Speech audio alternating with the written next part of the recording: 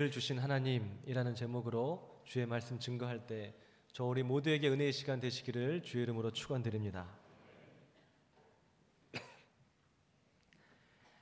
일상이라는 말은 태양 이래 항상 상자를 써서 오늘도 해는 항상 뜬다라는 말에서 비롯됐다고 합니다. 해는 수천 년 전에도 떴다가 또 졌고 또 오늘도 태양은 그렇게 떴죠. 그래서 사람들은 생각하기를 오늘도 뜬 태양은 아마 내일도 뜰 것이다 그렇게 생각하는데 이것이 바로 일상이다라는 것입니다.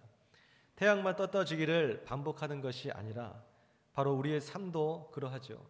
어제와 오늘 그리고 또 내일이 별반 다를 바 없이 반복되고 있는 것처럼 보입니다. 이것을 가리켜서 우리는 또한 일상이다 그렇게 이야기합니다. 이처럼 일상은 반복되는 것이고 또 그러한 반복 때문에 예측 가능하다는 그런 특징이 있습니다. 내일도 해는 늘 동쪽에서 떠서 또 서쪽으로 지듯이 그렇게 태양은 뜨겠죠. 또 월요일이 되면 또다시 만원 버스 속에서 샌드위치처럼 또 출근을 할 것이고 또 겨우 도착하는 회사에서는 늘 똑같은 일이 반복되고 또 늘 똑같은 상사의 잔소리가 반복될 수도 있겠습니다. 이러한 면에서 일상은 좀 진부할 수도 있고 또 지겨울 수도 있고 또 결국 우리의 생각과 행동 양식 모든 것이 다 타성에 젖을 수 있는 그런 위험성도 가지고 있는 것이 바로 우리의 일상입니다. 그러나 우리가 오늘 살펴보고자 하는 것은 이러한 일상도 언젠가는 변화될 때가 끝이 날 때가 또한 있다라는 것입니다. 그 일상의 수레바퀴가 끝이 나고 나면 언제나처럼 반복될 것 같은 그런 일상은 더 이상 일상이 아닐 수 있다라는 것이죠. 오늘 전도서 9장에서 11절에서 12절에 그 말씀을 보게 되면 해 아래서 보니 빠른 경주자들이라고 선착하는 것이 아니며 우리는 쉽게 예측 가능합니다. 빠른 경주자가 가장 먼저 도착하겠지. 용사들이라고 전쟁에 승리하는 것이 아니요 용사는 전쟁에서 승리할 것이다. 지혜자들이라고 음식물을 얻는 것도 아니며 오늘 지혜자가 반드시 사업과 여러 가지 또 학업에서 승리를 얻을 것이다. 성공할 것이다. 그러나 반드시 그렇지 않다는 것을 우리 인생들에게 전도서의 기자는 말해주고 있는 것입니다. 12절에 보게 되면 분명히 사람은 자기의 시기도 알지 못한다. 우리는 해가 떴다가 지는 것처럼 늘 반복되는 그런 일상을 사는 것처럼 여겨지지만 분명히 사람은 자기의 시기를 알지 못하더라는 것이죠. 오늘 지금 이 시간 우리가 살아있다는 것 외에 내일을 전혀 보장받지 못했다는 것입니다. 잘못된 예측이라는 것이죠. 내일도 해가 뜰 수 있다는 것, 내일도 우리가 평범한 삶을 살 것이라는 것 모두가 다 잘못된 예측이다라는 것입니다.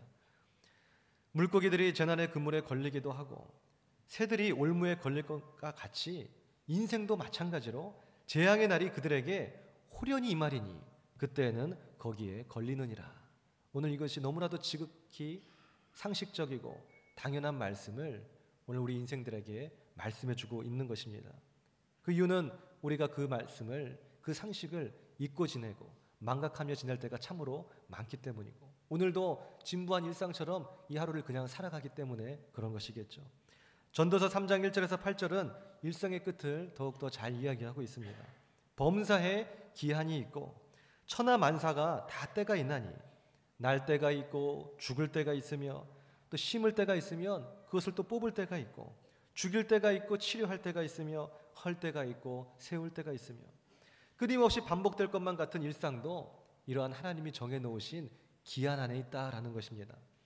화무 11홍이라는 그런 옛말이 있죠. 꽃의 붉음은 시비를 가지 못한다라는 것입니다. 우리가 붉게 물든 꽃 한 송이를 바라보면서 감탄하죠. 그리고 마치 영원히 갈 것처럼 이 아름다움이 사라지지 않을 것처럼 그렇게 착각하지만 10일도 안 돼서 시들어버리고 곧 쓰레기통에 처박히는 신세가 되고 말더라는 것입니다. 이 작게는 꽃의 붉음이 그러하지만 크게 보면 저 하늘의 태양 수천 년 전에도 그리했고 지금도 그러하니 앞으로 영원할 것 같은 저 태양도 천하만사의 모든 범사가 다 기한이 있고 때가 있다는 하나님의 말씀 가운데 비춰보면 저 태양도 언젠가는 소멸해 버린다는 것입니다. 오늘 이와 마찬가지로 오늘 우리의 한순간순간이 영원할 것처럼 그런 일상으로 치부되어지고 느껴지지만 오늘 하나님이 허락하신 그 일상이 끝나고 나면 우리 모두는 다 종말을 맞이하게 되고 그때부터의 일상은 더 이상 일상이 되지 않을 것이다. 이 평범한 진리를 성경은 다시금 우리에게 전해주고 있는 것입니다. 그렇다면 우리에게 끊임없이 펼쳐지는 이러한 일상과 하나님께서 허락하시지 않는다면 더 이상 일상이 될 수 없는 그 종말 사이, 일상과 종말의 그 두 사이에서 묘한 긴장감이 흐르고 있죠. 그 사이에서 우리는 무엇을 느끼고 생각하며 또 우리는 살아야 되겠습니까? 우리에게 주어진 일상이라는 하루하루는 일상의 종말이 온 직후부터는 다시는 오지 않을 아주 소중한 시간임을 우리는 이제 비로소 다시금 깨달아 알 수가 있겠죠. 그래서 전도서 7장 4절은 지혜자의 마음은 초상집에 있고 우매자의 마음은 잔치집에 있느니라, 그렇게 기록하고 있습니다. 다시 말해서 어리석은 자는 영원할 것 같은 일상에 파묻혀서 미래를 생각하지도 않고 바라보지도 않고 그렇게 그냥 살아가는 반면, 지혜로운 자는 일상을 살아가되 이 일상의 끝을 바라보고 죽음을 바라보고 인식하며 죽음을 친구로 두고 살아가는 자, 그가 바로 지혜로운 자다, 복된 자다. 성경은 그렇게 말씀하고 있는 것입니다. 늘 죽음을 인식하고 오늘 일상을 살아가면서 염두에 두는 그 인생이 지혜로운 인생이라는 것이죠. 그렇다면 오늘 이 시간 주어진 이 일상은 무엇이겠습니까? 이것은 일상이 아니라 하나님께서 새롭게 주신 찬란한 하루이며 또 기회인 줄 믿습니다. 우리에게 허락된 이 시간은 내일이 아니라 오늘이기 때문에 일생에 다시 오지 않을 삶을 누리며 향유할 수 있는 우리 안에서 일생일대의 기회의 시간이라는 것입니다. 더 이상 일상이라는 이름으로 보석보다 값진 하루를 우리는 잃어버려서는 안 될 것입니다. 지금은 매일 반복되었던 그 일상인 것처럼 보이지만 다시 오지 않을 천국과도 같은 귀한 시간임을 우리는 인식해야 될 것이라는 것입니다. 저는 이 설교를 수요일에 준비를 했습니다. 수요일에 준비를 하면서 이 설교를 쓰면서 제가 무슨 생각을 했겠습니까? 당연히 이 설교를 주일날 하겠구나라는 그 생각을 하면서 쓰진 않았겠죠. 오늘 이 설교의 제목이 우리에게 기회를 주신 하나님이시니까 이 설교를 쓰면서도 생각하기를, 하나님께서 만일 내 생명을 또한 주일날까지 연장시켜 주신다면, 그리고 내가 주일날 단위에 서서 하나님의 말씀을 대언하여 선포해 줄 수 있는 그러한 기회를 내게 주신다면 나는 이 말씀을 전할 수 있겠구나, 그런 생각을 했겠죠. 오늘 제가 맞이한 이 주일은 여느 때처럼 늘 반복되는, 그리고 앞으로도 똑같이 반복될 그런 주일이 아니기 때문입니다. 이날은 하나님께서 제게 주신 기회의 날인 것이죠. 오늘 제가 하나님의 말씀을 대언하여 선포할 수 있는 은혜를 주신 일생일대의 기회의 날이 되는 것입니다. 그러나 우리는 이 기회를 늘 잊어버리고 망각한 채 살아가더라는 것입니다. 하나님은 우리의 일상을 타파하시고 날마다 새 날을 통하여서 새 기회들을 우리에게 날마다 주시는데, 우리는 그것을 일상으로 치부하고 진부한 삶으로 치부하고 지겨워하면서 오늘 그렇게 하루하루를 반복되어 듯이 늘 그러한 삶인 것처럼 당연한 듯 감사와 기쁨도 없이 살아가고 있더라는 것입니다. 하나님께서는 날마다 새롭게 우리에게 어떤 기회들을 우리 모두에게 주고 계십니까? 오늘은 세 가지 메시지를 통해서 하나님의 말씀에 귀 기울여 보고자 합니다. 첫째는, 하나님은 새 날을 우리에게 주심으로 예배드릴 수 있는 기회를 주신다라는 것입니다. 누가복음 12장에 보게 되면 밭에 소출이 풍성했던 한 부자의 이야기가 나옵니다. 이 부자는 심중에 생각하기를, 내가 곡식을 쌓아둘 곳이 없으니 어찌할까? 내 곡간을 헐고 더 크게 짓고 모든 곡식과 물건을 거기에 다 쌓아두리라, 그렇게 생각합니다. 이 생각은 참으로 합리적인 생각이죠. 성실한 생각이고 미래지향적인 생각이 아닐 수 없습니다. 세상의 사람들은 이 같은 생각에 찬사를 보냅니다. 우리가 잘 아는 스티브 잡스가 스탠포드 졸업식 연설문에서 I'm still hungry, 이런 말을 했습니다. 나는 여전히 배고프다, 여전히 목마르다 라고 말하면서 자신이 아직도 다 이루지 못한 꿈에 대해서 한탄하며 이야기했던 것입니다. 사람들은 스티브 잡스에 대해서 환호했죠. 우리가 보기에는 애플사를 세계적인 기업으로 만들고 더 이상 남부러울 것 없는 정상의 위치에 있다고 생각했는데, 여전히 그는 자신의 꿈을 다 이루지 못했음을, 그리고 여전히 나는 배고프다, 여전히 목마르다 이야기하고 있는 것입니다. 오늘 자신의 꿈을 향해서 여전히 그치지 않고 계속해서 전진하려고 하는 그 모습이 얼마나 멋있느냐라는 것입니다. 그러니까 저렇게 성공할 수 있었겠지라고 우리 모두는 그렇게 생각합니다. 그러나 스티브 잡스가 멋진 그 연설을 한 이후, 그로부터 6년 뒤에 그는 세상을 떠나고 말았습니다. 천재의 요전에 많은 사람들이 안타까워했습니다. 사람들은 그가 세상에 남아 있었더라면 세상은 지금보다 좀 더 많이 변해 있을 것이라고 그렇게 하나같이 이야기를 했습니다. 누가복음 12장에 미래를 위해 곡간을 더 짓겠다고 한 이 부자나 여전히 나는 배고프다고 하면서 미래를 꿈꾸었던 스티브 잡스의 공통점은 무엇인가요? 보장받지 않는 내일에 대해서 준비했던 것입니다. 내일에 대한 준비가 자신을 위해 곡간을 짓는 일이었든 아니면 인류를 위해서 첨단 IT 산업을 발전시키는 일이었든지 간에 공통된 것은 인간에게 허락되지 않은 내일에 대해서 설계하고 꿈꾸었던 것이 공통된 점이었던 것입니다. 예수님은 누가복음 12장 20절에서 이 같은 부자에게 뭐라고 말씀하셨습니까? 어리석은 자여, 오늘 밤에 내가 너의 영혼을 도로 찾으리니 그러면 너의 준비한 모든 것이 누구의 것이 되겠느냐. 그리고 주님은 이어서 말씀하시기를 자기를 위하여 재물을 쌓아두고 하나님께 대하여 부여하지 못한 자가 이와 같으니라. 주님 그렇게 말씀하셨습니다. 오늘 이 부자나 또 스티브 잡스나 공통된 것은 보장되지 않는 이 내일을 위하여 준비한 것도 공통된과 동시에 그것이 주님을 위해서 하지 않았다는 것이 또한 공통된 것일 수 있겠죠. 오늘 자기 자신의 욕망과 욕심과 꿈과 또 그것이 비록 겉으로 보기에는 인류를 위한 것이라 할지라도 하나님의 영광을 위한 것은 아니었더라라는 것입니다. 하나님께 대하여 부여하지 못한 자가 이와 같으니라. 하나님께 대하여 부여하지 못한 자가 누굽니까? 바로 자기 자신의 욕망과 욕심을 위해서 일평생을 살아가는 사람, 그리고 하나님을 외면하는 사람, 그러한 사람이 하나님께 대하여 부여하지 못한 자가 되는 것입니다. 믿음으로 하나님께 예물을 드리고 믿음으로 하나님께 경배하고 자신의 일생을 드리지 못한 사람, 하나님께는 그렇게 인색한 사람, 자신의 재물도 시간도 젊음도 인생도 인색한 사람, 자기 자신만을 위하여 곡간 짓기를 원하는 그 사람이 하나님께 대하여 부여하지 못한 자가 되는 것이겠죠. 그래서 이 말씀을 우리가 역으로 풀어본다면 이렇게 말할 수 있을 것입니다. 보장되어 있지 않은 내일을 위해서 너 자신을 위해 투자하지 말라.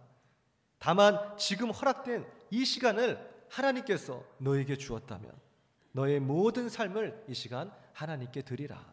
오늘 이것이 부자에게 이야기했던 하나님의 말씀이었던 것입니다.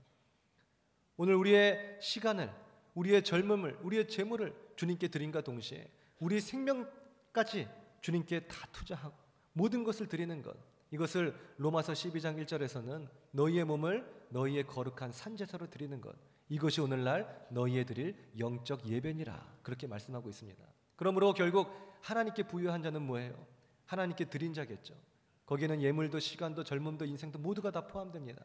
주님께 드리는 이 예배가 거룩한 산제사가 하나님께 부여하게 되는 그런 힘이 되더라라는 것입니다. 하나님은 우리의 예배가 결코 헛되다고 말씀하지 않으십니다. 마태복음 6장 19절에서 하나님은 우리가 땅에 쌓아둔 보물은 좀과 동록이 해하고 도적이 구멍을 뚫고 도둑질한다고 말씀하고 있습니다.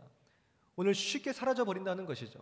우리의 인생과 함께 우리가 쌓아둔 헛간의 모든 보물도 쉽게 사라져버리는 것입니다. 그러나 오직 믿음으로 그 보물을 하늘에 쌓아둔 사람, 우리의 시간과 재물과 젊음과 인생과 모든 헌신을 거룩한 산제사를 주님께 드린 사람은 어떻습니까? 그것에는 돈과 여러 가지 좀도 해하지 않고 도둑도 그것을 해할 수 없는 영원한 상금으로 우리에게 남겨져 있음을 하나님은 말씀해주고 계신 것입니다. 우리 인생의 가치는 땅에 있는 것이 아니라 바로 하늘에 있는 것인 줄 믿으시기 바랍니다. 땅 아래 가치를 두고 사는 사람은 사라져버릴 것, 녹슬어버릴 것, 곰팡이쓸 것, 참으로 헛되고 헛된 것에 가치를 두고 그 인생에 투자를 하는 사람, 그 어리석은 사람이라는 것입니다. 한 번밖에 없는 인생, 우리에게 주어진 지금이라는 이 순간을 땅 위에 쌓아둘 것을 예배하며 지내는 인생이란 얼마나 헛되고 헛된 인생이냐라는 것입니다. 꿈처럼 바람처럼 잠시 잠깐 왔다 사라져가는 그런 인생이라면 영원히 사라지지 않을 저 천국을 바라보며 저 천국을 위해 투자하고 저 천국을 준비하며 살아가는 것보다 값지고 의미 없는 또한 지혜로운 인생은 없을 것입니다. 저 천국을 준비하며 저 천국을 소망하며 저 천국을 바라며 사는 그러한 인생은 어떤 인생입니까? 바로 예배하는 인생이라는 것입니다. 오늘 우리의 모든 것을 다 바쳐서 세상의 헛된 욕심과 욕망을 다 버리고 주님 안에 살기를 작정하면서 주님과 함께 거하는 것을 인생의 가장 큰 낙으로 삼고 자신의 모든 것을 다 드리는 것이 바로 오늘날 우리의 드릴 영적 예배인 것입니다. 이것이 하나님이 가장 기뻐하시는 것이고 우리의 헛된 인생 가운데서 가장 의미 있고 가치 있는 일이며 너무나도 빠르게 우리의 인생이 쉬지나고 나면 영원한 상금을 받을 수 있는 유일무이한 길이라는 것입니다. 마귀는 바로 인생의 이 가장 큰 가치, 하나님께 드리는 이 예배, 하나님께 드리는 이 예물, 하나님께 드리는 이 헌신의 가치를 가장 잘 알기 때문에 오늘 그것을 무용화시키려고 우리에게 거짓말을 하는 경우가 너무나 많이 있습니다. 요즘처럼 바쁜 세상에 예배란 참으로 무가치하고 무의미한 것이다. 언제 와서 또 예배를 드리고 또 이렇게 각박한 세상에 무슨 또 예물을 드리고 무슨 헌신을 하고 무슨 시간을 투자하느냐. 예배를 드리는 것보다 더 자극적이고 더 큰 쾌락이 있고 향락이 따르는 세속의 문화가 네 곁에 있지 않느냐. 예배를 포기하고 바로 세상을 따르라. 오늘 그렇게 우리에게 속삭이고 있는 것이죠. 오늘 하나님의 곁을 떠나서 세상의 문화와 풍속을 따르는 것, 우리가 지난 철야 예배 때도 함께 나눴죠. 이걸 가리켜서 세 글자로 뭐라고 합니까? 바로 세속화다라고 말하는 것입니다. 등 따숩고 배부른 선진국일수록 예배보다는 세상을 더 사랑하게 되어 있습니다. 세상도 교회도 그렇게 빠르게 세속화되어져 가고 있는 것입니다. 세속화의 특징은 그러므로 한마디로 예배가 사라져가고 있는 것, 그것을 세속화라고 말할 수 있습니다. 내 인생에 하나님께 드리는 그런 경건의 생활들, 내 인생에 하나님께 드리는 예배를 모든 삶의 우선순위로 삼는 것들, 이런 것들이 점점 약해지고 이런 것들이 점점 우선순위에서 밀려가게 되고 참된 경건과 예배의 생활과 우리의 믿음은 갈수록 연약해져 가고 있습니까? 갈수록 이러한 비중들이 퍼센티지가 줄어갈수록 더 큰 퍼센티지를 차지하는 것은 바로 세상의 풍속과 문화라는 것입니다. 내 인생은 세속화되어져 가고 있습니까? 아니면은 하나님의 그 거룩한 땅에서 신성화, 곧 거룩하게 되어져 가고 있습니까? 예수님을 닮아가는 인생입니까? 세상의 풍속을 닮아가는 인생입니까? 유럽은 교회가 있지만 대부분 문을 닫고 이슬람 사원으로 팔려가거나 젊은이들의 클럽으로 바뀌어가고 있다고 하지 않습니까? 그렇다고 그들이 예수님을 또 안 믿는 것은 아닙니다. 국교가 아예 심지어는 기독교인 국가들도 참 많이 있습니다. 그러나 중요한 것은 국교가 기독교이든지 간에 수많은 사람들이 크리스찬이든지 간에 교회의 예배는 사라졌다라는 것입니다. 예배가 사라졌다는 것을 가리켜서 뭐라고 한다고요? 바로 세속화다. 교회가 그렇게 세속화되어져 가고 있는 것입니다. 혹자는 이렇게 말할 수도 있습니다. 어쩌면 오늘 하나님을 믿지만 예배드리지 않는 많은 그 유럽의 자유주의화 신앙과 신학을 가진 많은 목회자들, 성도들이 이런 말을 할 수 있겠죠. 꼭 예배가 중요한가? 꼭 교회 가는 것이 꼭 중요한가?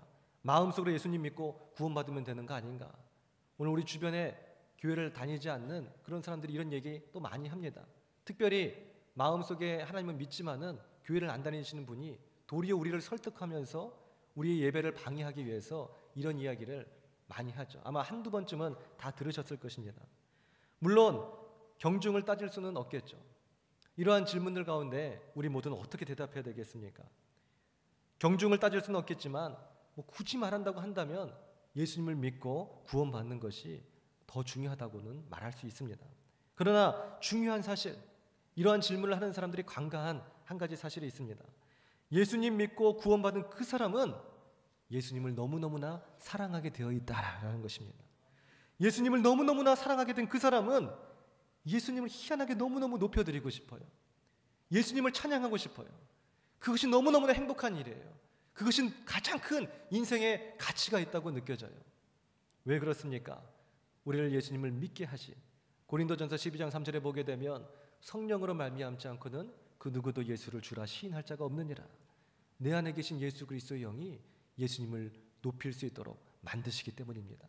이사야서 43장 21절에 보게 되면 이 백성은 나를 위하여 지었나니 나의 찬송을 부르게 하려 함이니라. 주께서 우리를 왜 지으셨다고요? 오늘 이 일상도 이 하루를 왜 주셨다고요? 주님을 찬양하게 하기 위해서, 주님께 예배드리게 하기 위해서 우리를 지으시고 우리의 생명을 연장시켜 주신 줄 믿으시기 바랍니다. 그러므로 내 안에 성령님이 계시다면, 다시 말해서 그 성령님으로 인하여서 내가 예수님 믿고 구원받았다면 예배에 대한 갈망함이 있는 것이에요. 예배에 대한 목마름이 있는 것입니다. 빨리 교회 가서 주님 찬양하고 싶어요. 내가 주님 앞에 기도드리는 것이 가장 큰 세상의 큰 기쁨이에요. 기도가 의무가 아니라 철야 예배 나오는 것이 의무가 아니라, 주일 성수하는 것이 율법적인 것이 아니라 오늘 이것이 내 인생의 가장 큰 기쁨이요 행복이더라. 또 그것이 하나님이 우리를 지으신 인생의 목적이더라 라는 것입니다. 예수님 믿고 구원받은 사람은 당연히 예배를 소중하게 생각하게 되어 있습니다. 그러므로 꼭 예배가 중요한가? 꼭 교회 가는 것이 중요한가? 마음속으로 예수님 믿고 구원받으면 되지, 이렇게 말하는 사람들은 우리가 다시 되물을 필요가 있겠죠. 정말 네 안에 성령님이 계시냐? 정말로 너는 예수님 믿고 구원받았느냐? 우리는 사실은 되물을 필요가 있습니다. 그 안에 성령님이 계시다면 결단코 예배를 소홀하게 경홀히 여길 수 없기 때문입니다.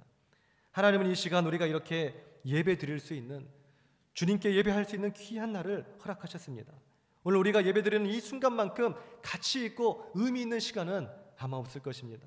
오늘 이 시간, 그리고 또 우리에게 내일이라는 일상의 하루가 만약에 주어진다면 모든 것 다 내려놓고 거룩한 산 제사로 하나님과 예배드림을 가장 인생의 우선순위로 삼고 오늘 주님과 교제하며 사랑의 그 교제를 나누며 거룩한 산 제사를 드릴 수 있는 저와 우리 모두가 되실 수 있기를 주의 이름으로 축원드립니다. 두 번째, 하나님께서 우리에게 일상을 주셨다면, 이 하루를 주셨다면 그것은 용서할 수 있는 기회를 주신 것입니다. 그리고 또한 세 번째, 사랑할 수 있는 기회를 주신 것입니다.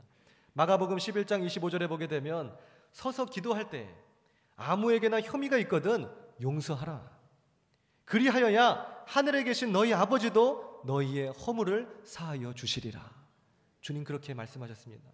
우리가 살아있다면 아직 용서할 수 있다라는 것인 줄 믿으시기 바랍니다. 더 나아가 적극적인 용서 뭐예요? 바로 사랑할 수 있는 기회가 여전히 우리에게 주어졌다라는 것입니다. 하나님은 하나님께서 우리를 용서하신 것 같이 우리도 서로가 용서하기를 원하고 계십니다.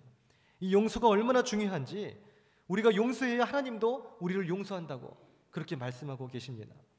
또 마태복음 5장 24절에는 용서하지 않고는 심지어는 하나님 전에 와서 이 예물을 드리지도 말라, 예배를 드리지도 말라라고 하나님은 그렇게 말씀하고 계십니다. 형제를 용납하고 용서하고 사랑하는 일이란 얼마나 중요한 일인가. 오늘 이 예배가 너무너무 소중한데, 가장 인생에서 가치 있고 의미 있는 최상의 목적인데, 이 목적조차도 만약 용서가 없다면, 사랑이 없다면 오늘 드리지 말라는 것이에요. 가서 형제에게 용서를 구하고 용납하고 용서하고 사랑하고 원수까지도 입맞춘 한 이후에 오늘 주의 전에 와서 예배를 드리라는 것이죠. 그 용서와 사랑이 내게 있을 때 하나님도 동일하게 우리를 용서해 주시고 사랑해 주시더라라는 것입니다. 바리새인의 특징은 무엇입니까? 경건의 모든 모습은 갖췄으되 용서가 없는 사람이었어요. 용납함이 없는 사람이었습니다. 사랑하지 못한 사람이었어요. 단 한 가지, 그는 큰 모자를 쓰고 율법사가 돼서 하나님의 말씀을 줄줄줄줄 깨고 있으면서 했던 한 가지 일이 있습니다. 그것은 용서의 반대말이죠. 바로 정죄하는 일이었습니다. 누가 사람을 가리켜서 정죄하라고 했습니까?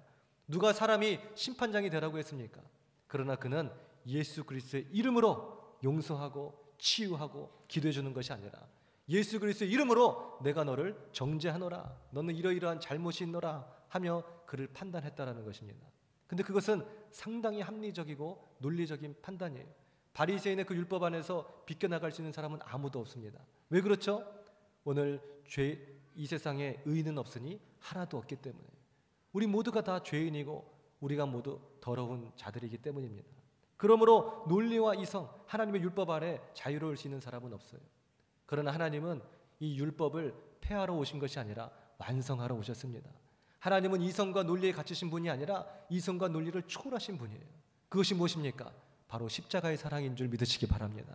사랑은 모든 허다한 죄를 덮는 것입니다. 율법으로는 정죄받는다 할지라도 하나님의 십자가의 사랑 안에서는 우리가 용서받는 것입니다. 우리가 해야 될 것은 정죄하고 판단하고 당짓고 수군거리고, 어떻게 저런 집사님이 저럴 수 있을까? 어떻게 안수 집사님이신데, 장로님인데, 어떻게 목회자가, 우리 교회는 왜 이래? 우리가 정죄하는 오늘 심판주에 쓰는 것이 아니라 우리가 그렇게 똑같이 동일하게 용서받았듯이, 그리고 그렇게 하나님의 사랑을 입었듯이 우리가 해야 할 몫은, 우리가 해야 할 책임은, 우리의 권한은 똑같이 용서하고 똑같이 용납하고 똑같이 사랑하며 도리어 형제의 허물과 과오가 있다면 가리워주는 것. 이것이 우리에게 주어진 유일무이한 그런 몫이라는 것입니다. 용서는 하나님의 뜻이기도 하지만 우리가 모든 사람과 화평했을 때 우리가 얻을 수 있는 화평의 유익이 또한 있습니다. 그러한 면에서 하나님은 우리 모두가 다 평화를 누리기를 원하고 계세요. 행복하길 원하고 계십니다. 그래서 항상 기뻐하라. 이것이 그리스도 예수 안에서 너희를 향하신 하나님의 뜻이니라 그랬잖아요. 근데 그 기쁨을 잃지 않기 위해서는 용서하고 용납하고 사랑해야 된다라는 것입니다. 리처드 칼슨이 지은 우리는 사소한 것에 목숨을 건다라는 그런 책이 있습니다. 오래된 책인데 요즘 저는 그 책을 보면서 굉장히 그 도전을 조금 받고 있어요. 오늘 이 책의 서문에 보게 되면 이러한 글이 있습니다. 리처드 칼슨이 책을 출판한 당시 출판사에서 책을 더 잘 팔리게 하기 위해서 그 당시에 유명한 베스트셀러 작가였던 다이어 박사의 이름을 도용해가지고 추천사를 살짝 삽입해서 넣습니다.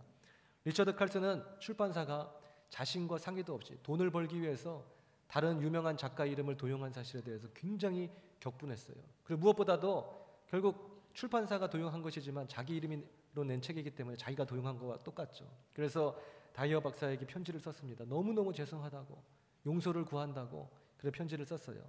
그때 다이어 박사에게서 몇 주가 지나서 짧은 답신이 왔습니다. 리처드, 조화롭게 사는 데는 두 가지 규칙이 있어.